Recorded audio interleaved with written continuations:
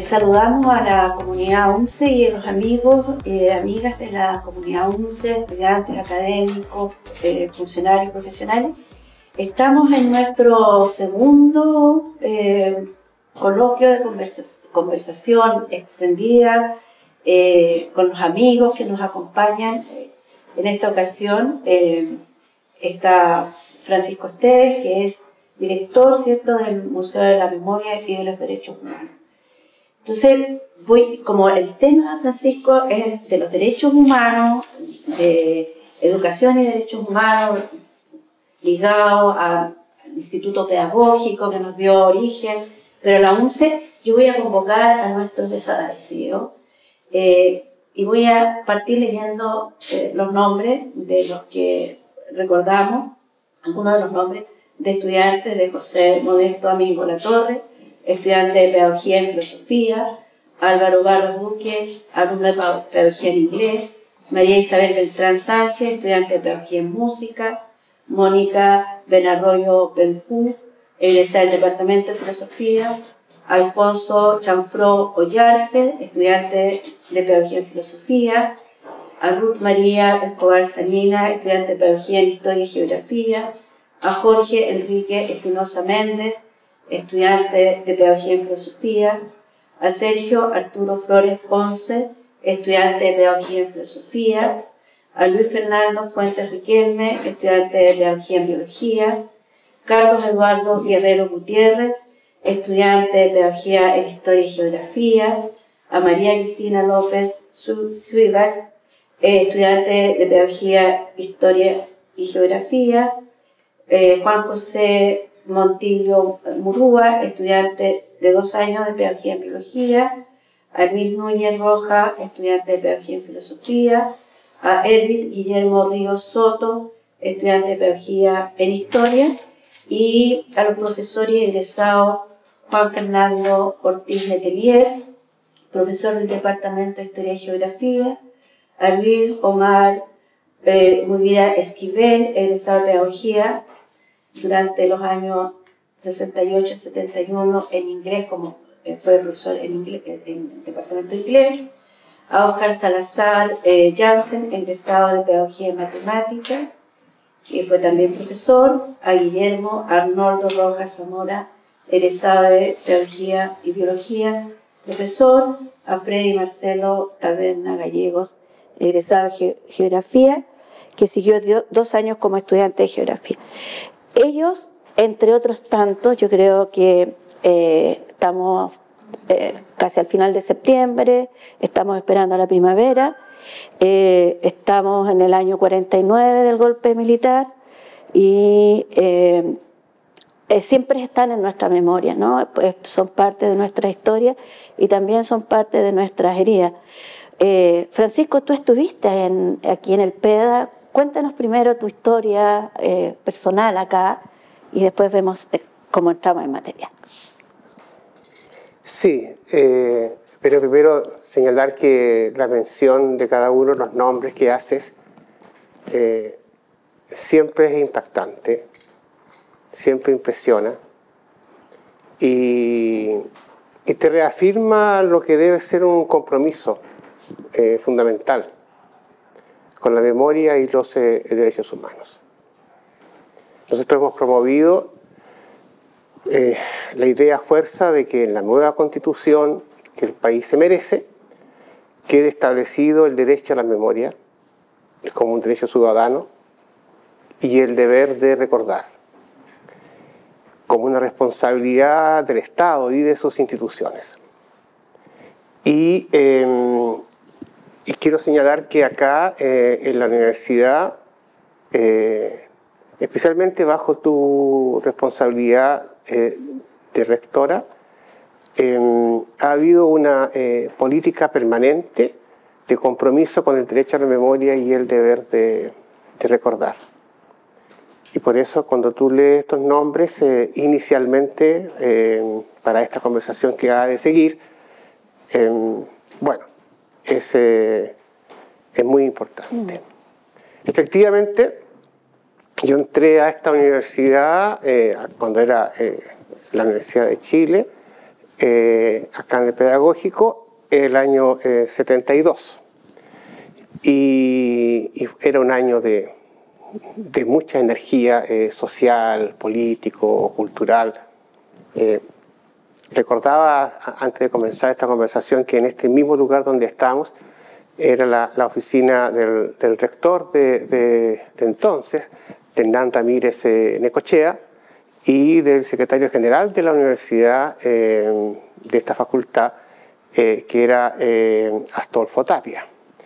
Y hubo un proceso participativo que llevó a la creación de la Facultad de Filosofía y Letras, y ahí el decano fue Armando Casígoli, ¿ya?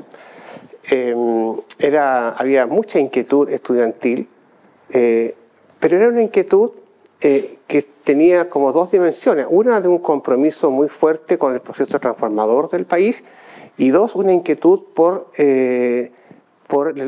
la parte académica. Por crear, por estudiar, por cada una de las iniciativas que se desarrollaban acá tenía un sentido también del conocimiento, porque se pensaba de que, bueno, la práctica no podía ir sin la teoría y había que reflexionar sobre las grandes transformaciones que el país y el mundo requería. Es así, era un año que tuvo esas características, y el espacio de entonces era un poco más reducido. Recién estaban construyendo lo que iba a ser la biblioteca de la universidad, al otro lado de Avenida Grecia. La parte esta de al lado, donde estamos más allá, era de la Fuerza Aérea, era más... pero estaban los mismos pabellones, el pabellón C, el pabellón J, era la misma estructura. Y por eso volver acá tiene también esa impresión de decir que el tiempo es relativo. De hecho, no hace mucho estuvo acá Ariel Dorfman, que vino a Chile, lo recibimos en el Museo de la Memoria, y pasamos en auto por acá al frente de la universidad, y él se acordaba también de lo que había sido ese tiempo. Sí, fue un tiempo muy transformador. Y claro, viene el golpe, y el golpe fue brutal. Y acá en el pedagógico de entonces está la lista de detenidos desaparecidos que tú señalas, de personas ejecutadas y de personas que fueron expulsadas de la universidad.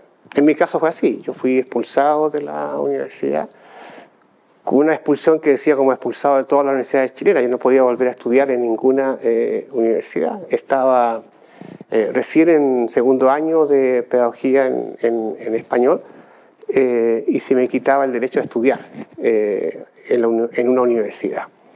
Y fue, claro, un tiempo el que vino de mucha represión.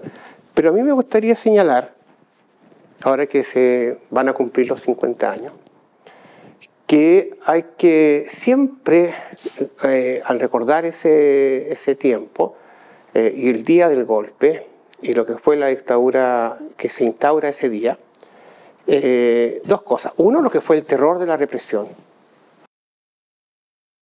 Es muy duro. Pero lo otro, que fue la dignidad de la resistencia.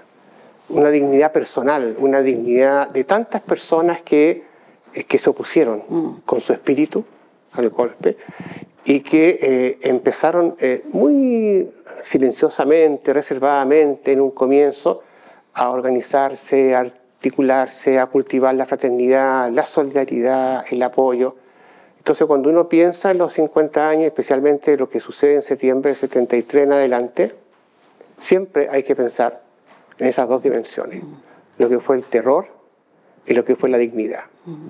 Y de hecho puedo decir que ese fue el camino que se inició tempranamente para enfrentar la dictadura. Muy tempranamente, ya en septiembre todavía del año 73, el funeral de Neruda fue un acto de dignidad, donde las personas hicieron oposición, acompañarnos al poeta, pero hicieron una oposición digna, a la dictadura que se había instaurado. Sí, lo recuerdo, tengo imágenes, era chica yo todavía, pero de mucha masividad, ¿no? Que era como que con miedo, pero presente, Exacto, así, porque sí. era arriesgado estar en actos públicos en esa época. Sí. A propósito de esto de la memoria, esta necesidad de los seres humanos de tener memoria, de recordar, ¿cómo ves tú que ha sido el proceso que se ha generado en lo educativo y en la sociedad en general para preservar esa memoria? Porque tengo la impresión que por una parte hay también como dos carriles, ¿no? Y últimamente, los últimos años, uno ha visto cómo se ha levantado una especie de negacionismo, que no fue tanto, o estas frases tan horribles que te dicen algo estaría haciendo, por eso le pasó. En fin, está ese carril, pero está este otro de la necesidad de recordar, ¿no? ¿Cómo ves tú eso? ¿Cómo se ha ido manejando en educación, en la sociedad, estas dos tendencias que son... Claro, bueno, lo primero es que cuando se habla del derecho a la memoria lo entendemos como un derecho humano. Eso es bien importante. La memoria fue perseguida durante los años de dictadura. Por ejemplo, estaba prohibido conmemorar el 1 de mayo, porque se recordaba una fecha que tenía que ver con las luchas de los trabajadores. No se podía, había que olvidar esa fecha. Y otras que eran simbólicamente importantes para nuestra historia. Se quiso borrar esa memoria democrática en el país. Y lo que hay que señalar al respecto, que la memoria no es solo un acto individual, porque también, claro, sucede que a veces las personas con los años o por cualquier otra razón médica tienen pérdidas de memorias, ¿no es cierto?, que son más biológicas, pero la memoria siempre es colectiva, siempre es una fraternidad a la que se pertenece. Y la memoria se construye entre todas, todos y todes.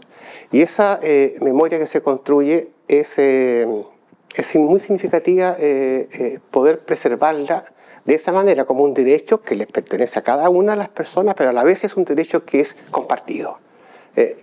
Y en ese sentido la educación para la memoria es fundamental.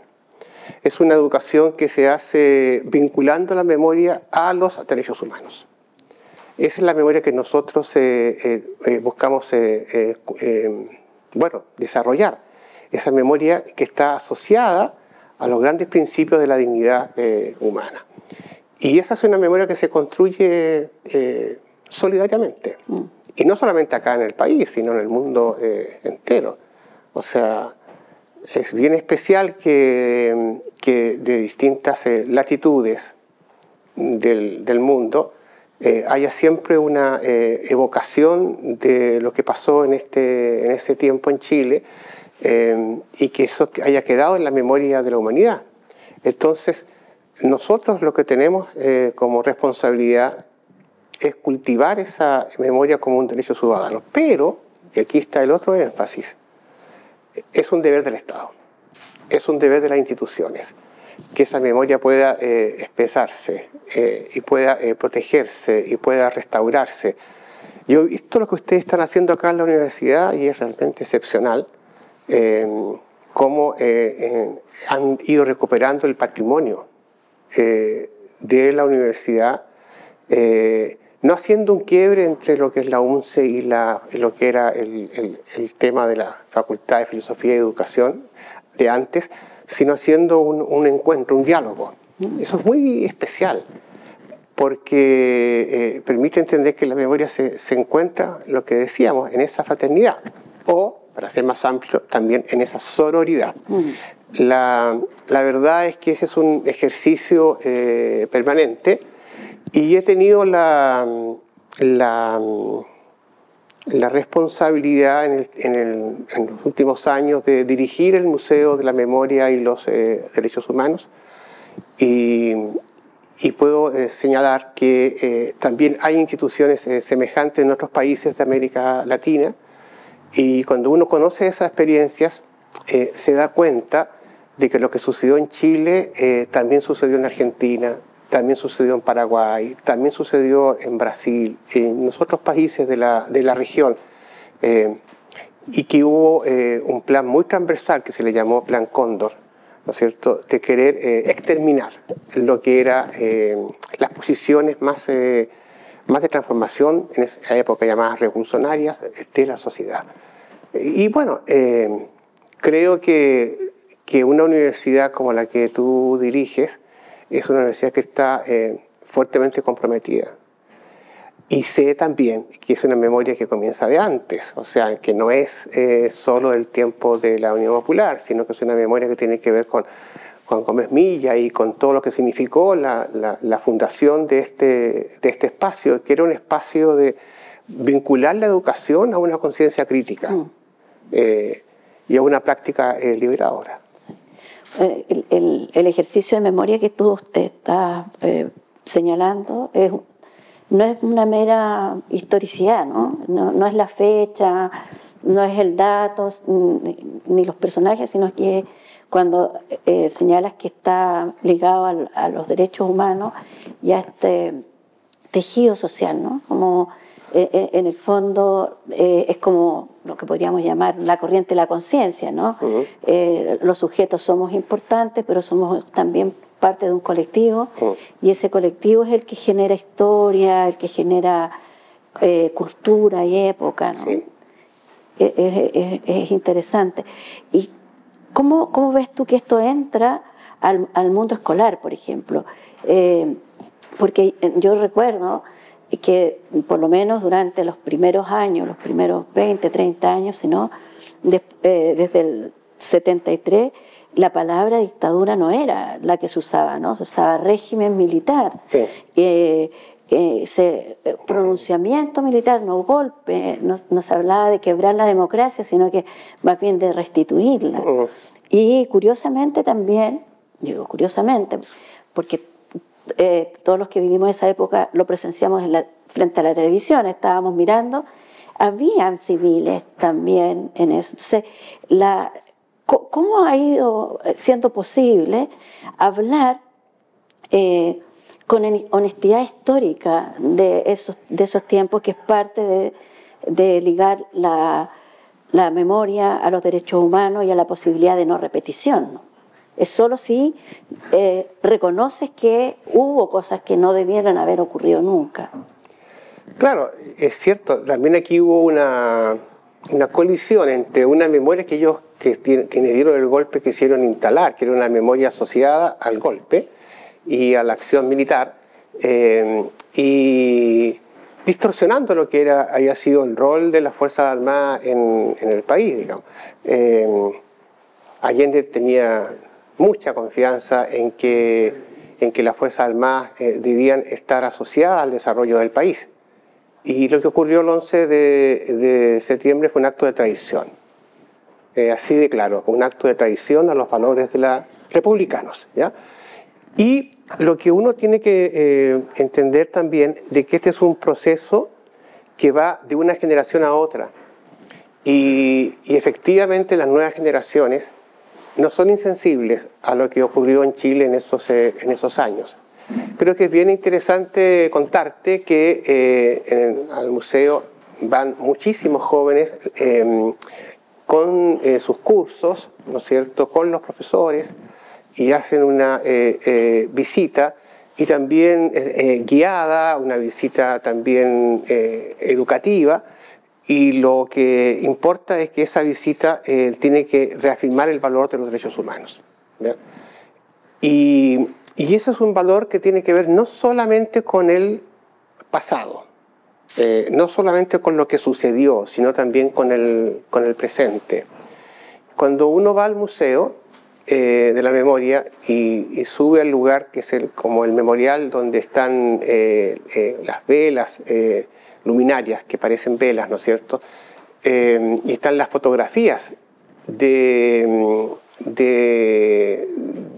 de las personas que fueron detenidas, desaparecidas o ejecutadas. Entonces, esos rostros que te están mirando, tú lo estás viendo a ellos, pero esos rostros que te están mirando, que son fotografías de esas personas que miran a la cámara, que les sacó la foto, ¿ya? Y ahí están. El efecto que produce que esas personas te están mirando, y claro, es un ejercicio simbólico, así hay que entenderlo, pero que es muy profundo, porque en esa mirada hay dos sentimientos, yo creo. Un sentimiento es gracias por estar acá, gracias por acompañarme. Es un primer sentimiento. Pero el segundo sentimiento, el sentimiento de esa mirada, es ¿y qué estás haciendo tú ahora? Por la justicia, por los sueños, por la libertad, por las transformaciones de la sociedad.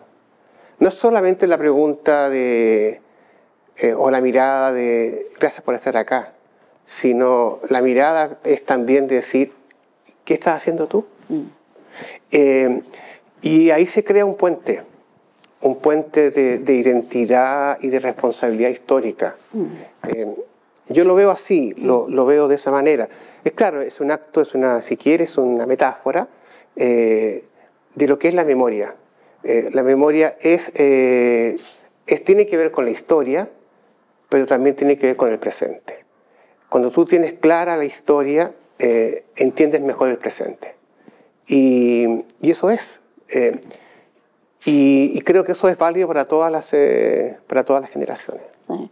Bueno, yo no sé, personalmente siento que un profesor, un educador, una educadora, independiente de la disciplina, de la asignatura que enseñe, una de sus tareas principales justamente es poder ayudar a las personas a que descubran el mundo, lo miren, se conozcan a sí mismos, lean, como decía Pablo Freire, ¿no?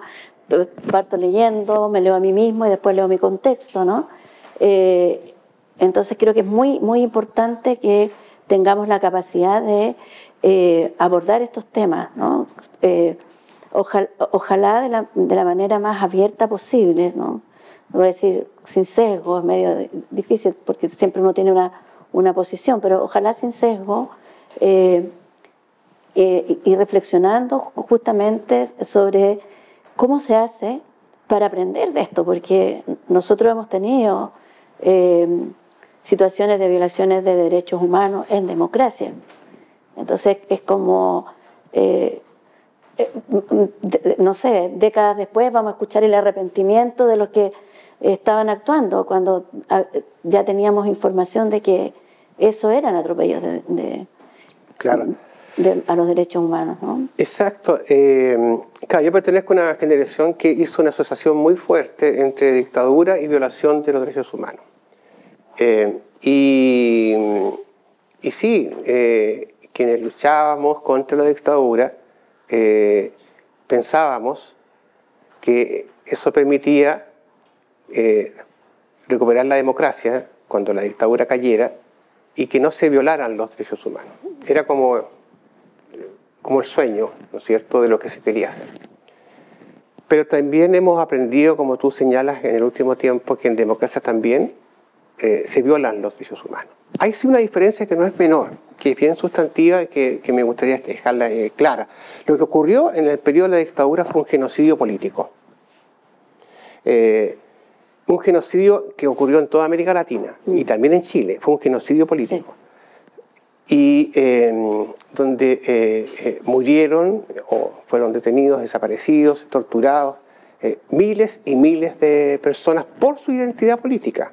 Por eso es un genocidio político, porque eran de un determinado partido de izquierda, porque tenían una militancia de este lugar o del otro, pero si tú miras el conjunto de las personas detenidas, desaparecidas y ejecutadas en esos años, lo son por razones políticas. Y lo mismo ocurre en otros países de la región. En Chile ha habido dos grandes genocidios. El genocidio de los pueblos originarios, ya en el siglo XIX, y el genocidio político de este siglo que pasó, del siglo XX. Pero ahora no quiere decir que en tiempos de democracia no haya violaciones a los derechos humanos.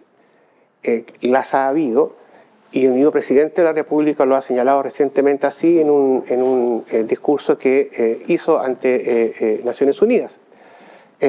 Y por tanto, la construcción de una sociedad democrática permanentemente tiene que estar resguardando que esos valores de los derechos humanos no se violenten nunca.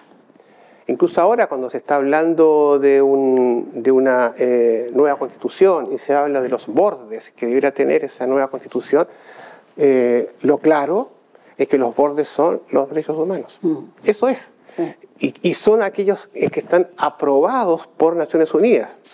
Y las distintas declaraciones y cartas que Naciones Unidas ha aprobado al respecto. Y una constitución de un país democrático tiene que enmarcarse dentro de esos bordes que no son otros que los derechos humanos. Y eso es una responsabilidad que tenemos como país. Y siempre en fraternidad con América Latina y con las grandes causas en este tema, que son causas que compartimos en el mundo.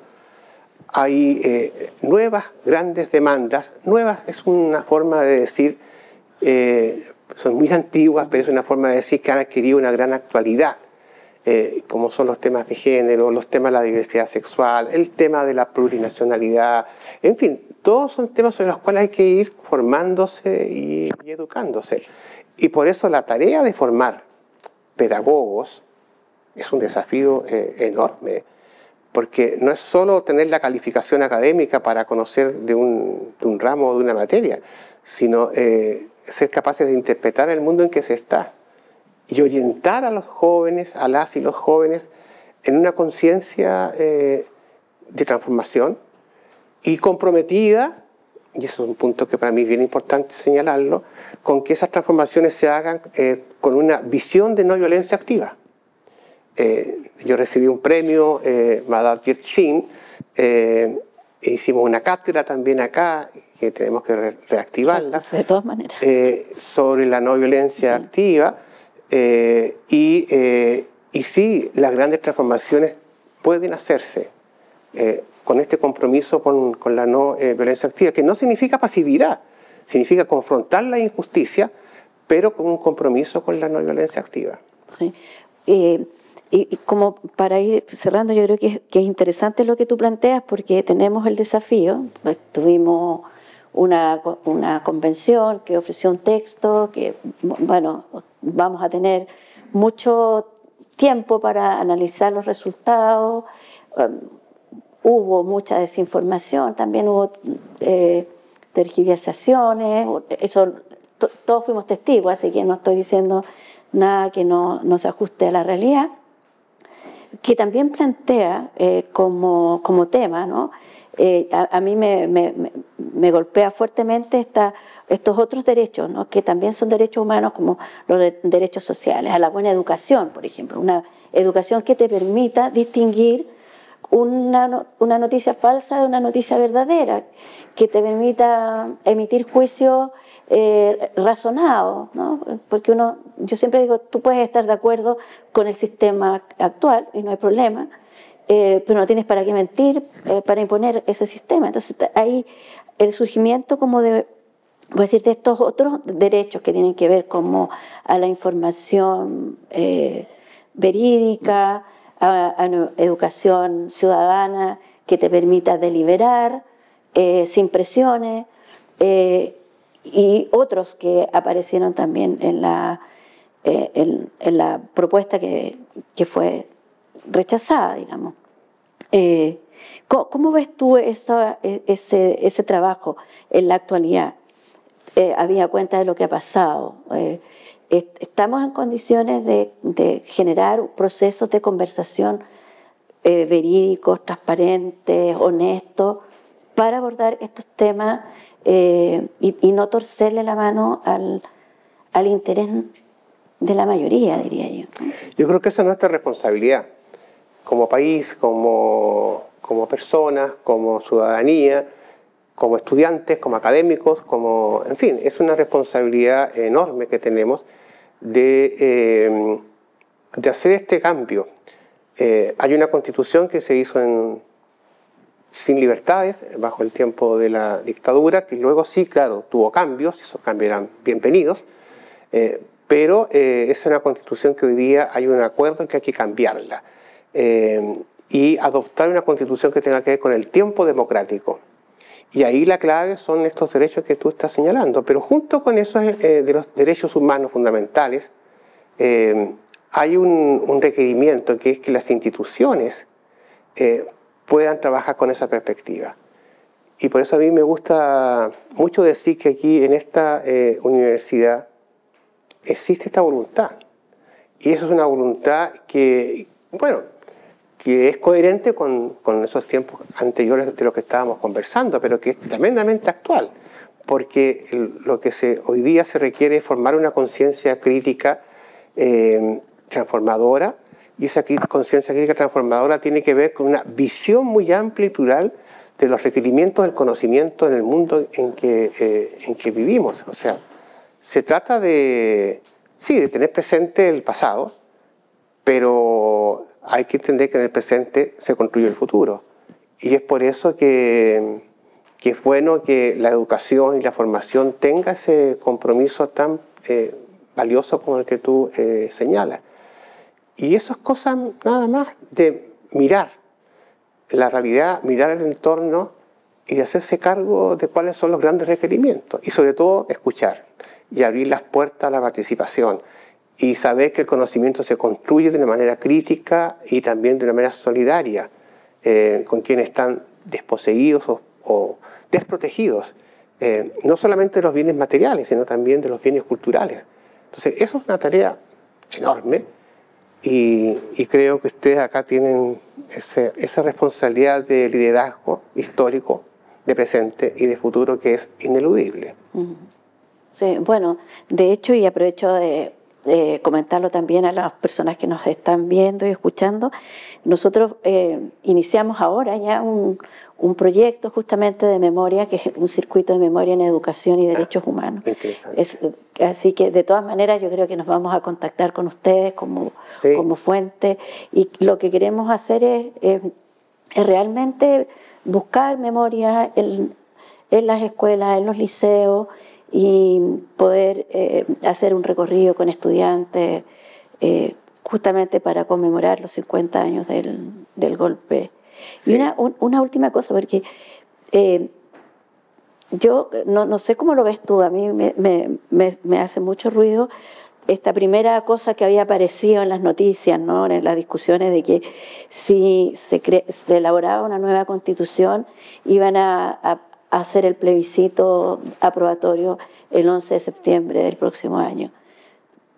¿Tienes alguna opinión sobre eso? A mí me hace mucho ruido, ¿no? No, yo creo que no se alcanza, pero más que la fecha, lo que importa es la construcción de un acuerdo, de una constitución que sea para un país más democrático y un país más profundamente comprometido con los derechos humanos. Y tenemos que avanzar en esa dirección y hacernos cargo de las situaciones críticas que hay en la sociedad. Pero eso no es nuevo, o sea, cuando surgen estos procesos de transformaciones, siempre necesariamente hay que hacerse cargo de esas situaciones críticas. Y creo que ahí tenemos que comprometer un esfuerzo común. Y ese esfuerzo común supone diálogo. Y una universidad como la que tú diriges tiene un rol ahí muy significativo en la construcción de ese diálogo. Sí, bueno, gran desafío que nos dejas, porque efectivamente nosotros creemos que un profesor, una profesora, un educador es un agente de cambio. Sí. Y es un agente de cohesión, ¿no? Sí. Y hay que estar siempre permanentemente revisando eso.